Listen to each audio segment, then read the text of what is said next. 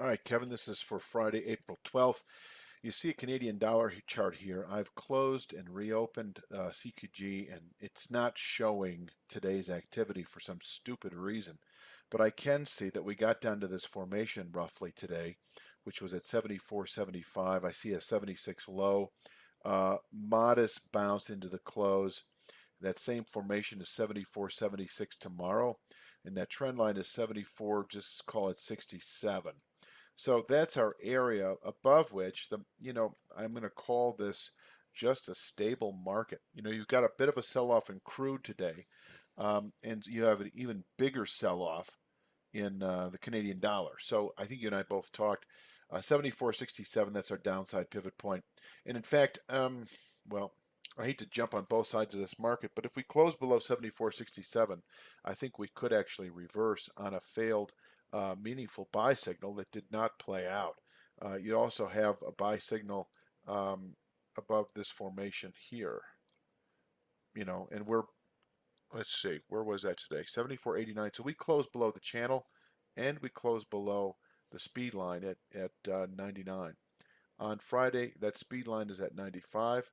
Obviously, we'd like to see a settlement above 74.95.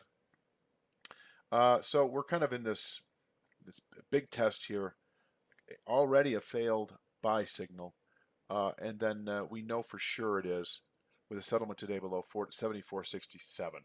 So that's what we got, 74.67 stop loss below for sure.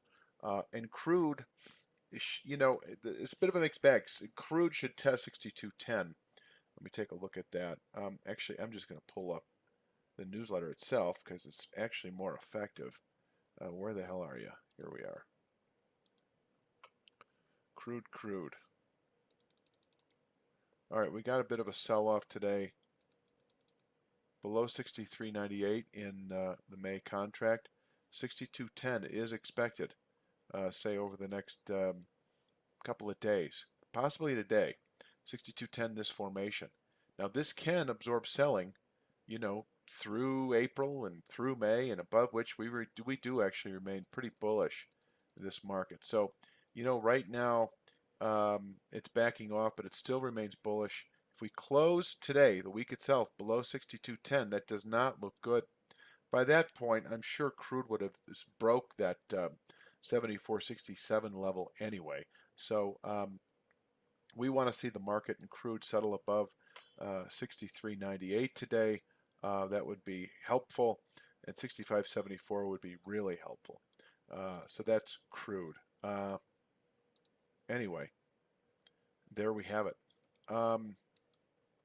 We're in the spread, the live cattle spread. I'm not sure. Did we buy that? I'm digressing here. That corn spread, that July D's corn spread. Yeah, that's right. That's what happened today. Yeah, we actually tested that. It would have been great to sell another one of those suckers up there. Anyway, so this looks good. We didn't close negative on the day, but we definitely came off the highs. So holding below this, still looking for that 1.850. I'm going to jump over to that spread because I know that you had a resting bid there in the corn spread, the July D's. And there it is. Yeah, so I don't know if we bought it or not, but 21.2 is still resistance and sorry, support, and resistance is still 17.5. So this was today, kind of a quiet day, still up on the day. This is our next breakout to the upside. So be nice to know if we got that or not. I'm going to jump around here a little bit. We could talk about let's just look at AUG live cattle because I think this is one we're more inclined to trade. You can see that long-term support. I'm just going to just show you here what I've got. So the next short-term sell signal is a settlement or a break today below 116.70. Is that what I have? That doesn't seem familiar in the actual newsletter itself. Yes, it is what I have, 116.70. So That's 116.70. All right. If we close below it, then we're looking for this 114.90 long-term channel bottom within several days.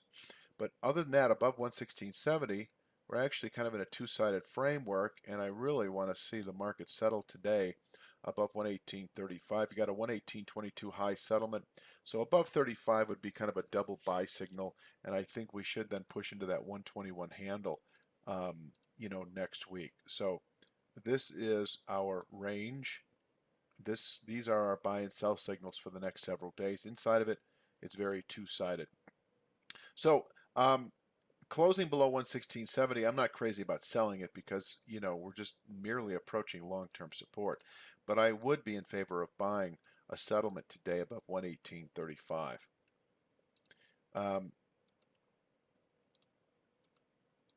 Feeder cattle, much the same way. I actually have a similar structure in feeder cattle, as you can see. If we close above 151.35, I'm not opposed to going live long the feeder cattle because I think this formation then becomes a 1 to 2 week objective. So we could talk about that as well. Buying the cattle on these short-term buy signals after testing long-term support, especially in the feeders, in the 147 handle. Yeah, settlement above 151.35, bullish May feeders into later April. Lean hogs, I don't really want to get into it because I don't think we're going to participate in it. Ethanol, RBOB, crude oil, I just pretty much covered. Take a look at May corn. Once again, a settlement above 365.5 is bullish, and I think we should buy a settlement above 65.5. Until then, we're expecting this bottom channel bottom. This channel bottom in the 347 and 3/4 area over the next several weeks. We have a similar setup in soybeans. Come on now. Above 906.5. It's so funny. It's so diametric in a way. I'll buy above 906.5, but all along, maybe we should have sold below 906.5. I think I mentioned this yesterday. But nonetheless, settlement above 906.5, expect 940 even within 2 to 3 weeks, which is illustrated at the second page of the soybean letter.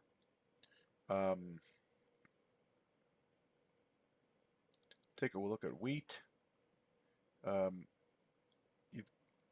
We still have this channel structure at 451 3/4, above which this is a stable two-sided market over the last week or two. We get these little levels all the way up, but 493 even is sort of primary resistance all the way up to 507.5 on the weekly chart, as I mentioned yesterday. But right now, there's really nothing to do in wheat per se. S&P 500. Take a look at the euro currency. Same, right in the middle of this these two important areas. Canadian dollar, I've already pretty much discussed. Japanese yen, just take a look to see what's going on. It broke back today.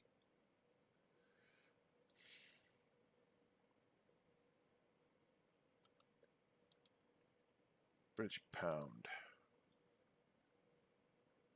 Still in that consolidation.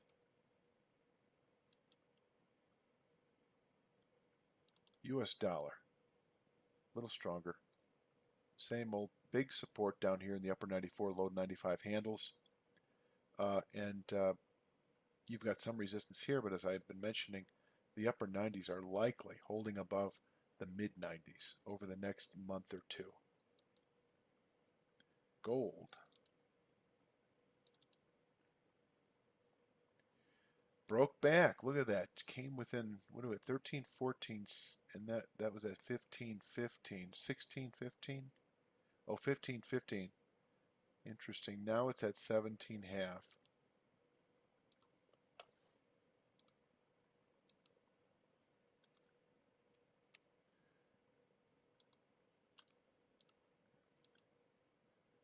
and this is at 29 even.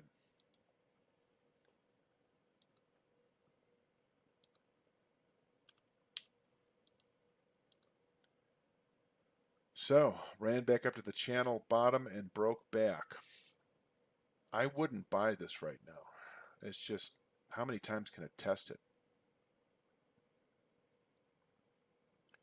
So, yeah, holding below 17.5 to 29 even.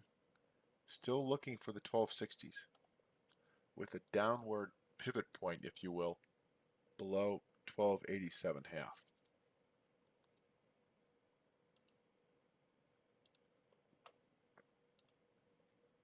Silver probably sold off a bit today. No, it didn't actually. That's interesting. Copper. Copper holding its own, still above the support area we've been looking at. 10-year note.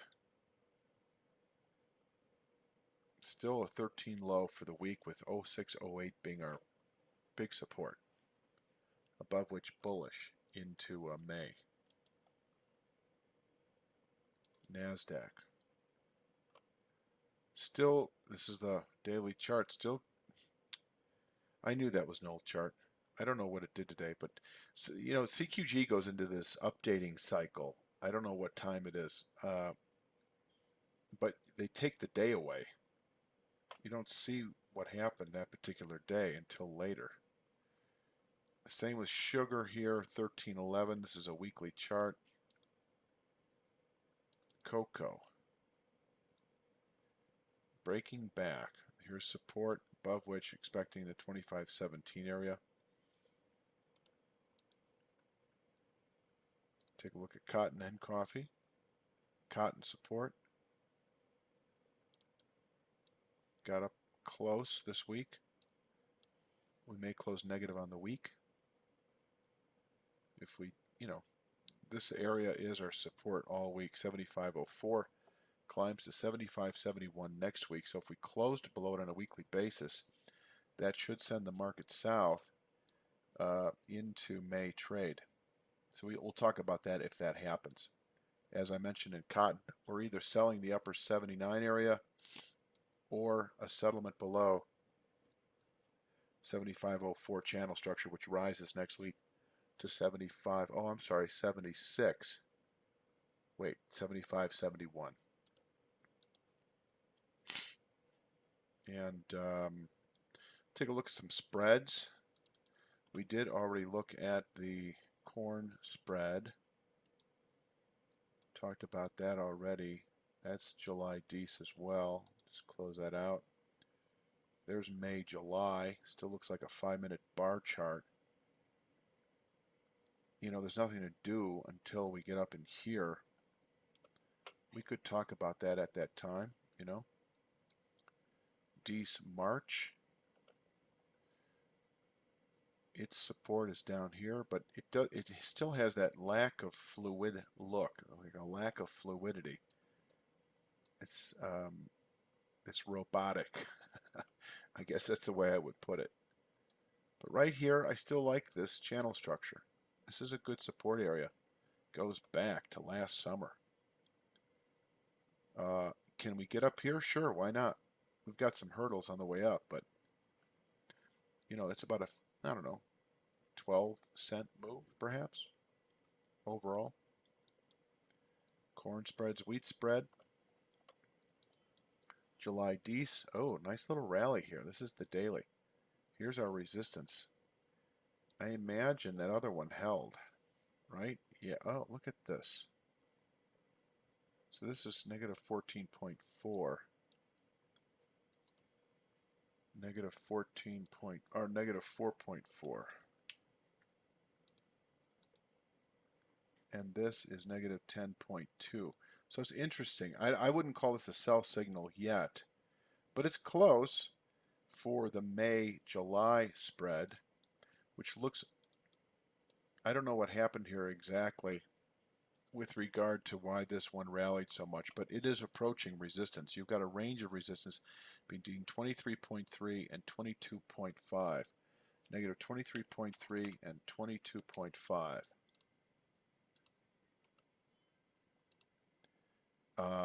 Below which negative 29.2 is expected. That's 6 cents only. That's crazy. So there's your there's the wheat spread, and we've got Dees March. We just broke these lows, so this formation is likely now negative 17.0.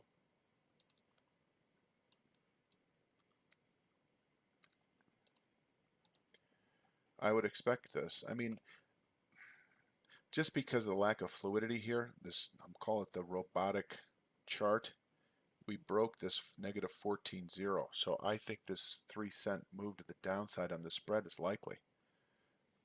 You could peg, let's take a look at this. There could be an intermediate support area. No, it's all coming together down here. So that's one to consider going short, this particular spread. The opportunity was yesterday's close. So I think that kind of summarizes the wheat. The more fluid one is this. Considering the sale in the negative 23 to 22 area. And beans, this 18, I know as I said that buyable above 18 and really buyable above negative 15 point, negative 16.0.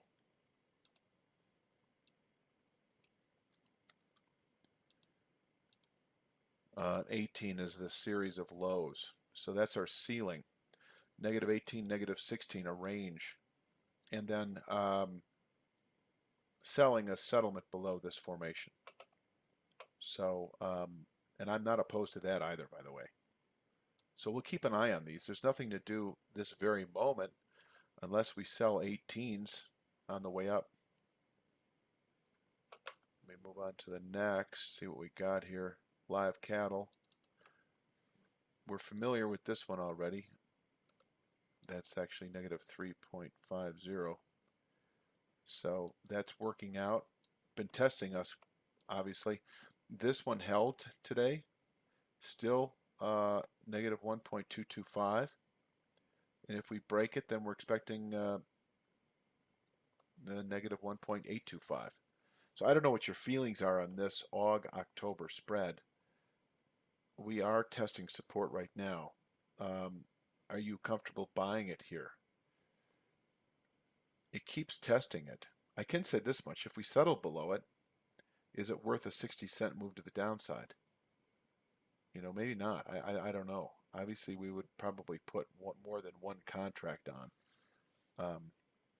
Maybe we could talk about that. That's the August, October. October Dees is just hovering near its lows. Let's take another look at October Dees. And this resistance area still in that 3375 to 275 area, negative 3.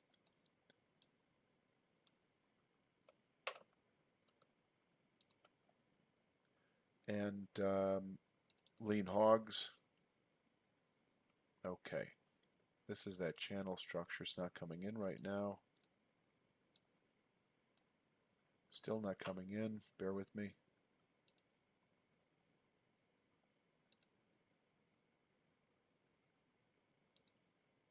So we're still testing this.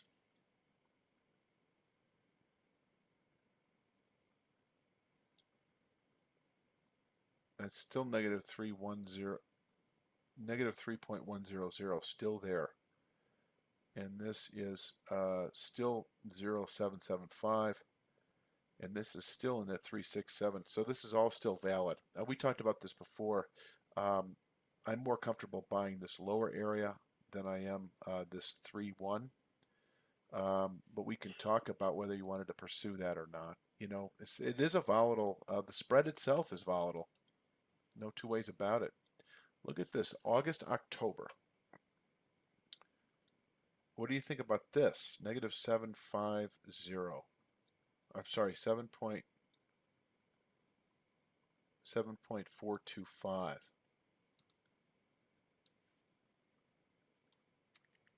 That's pretty good support. You got an old low here of -4 even. I imagine if we close below this structure, that's what we would expect, but that's a pretty good support area. This was our sell signal a week and a half ago, and this is the target. So, and this low here is 9075.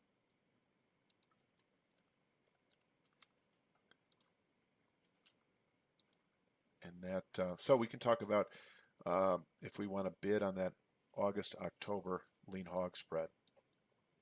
There's the same one. And let's take a look here. One last look at the bean meal spreads. Oh, it's the same illiquid chart. All right, Kevin, that's it. A little over 20 minutes. I'll talk to you in the morning.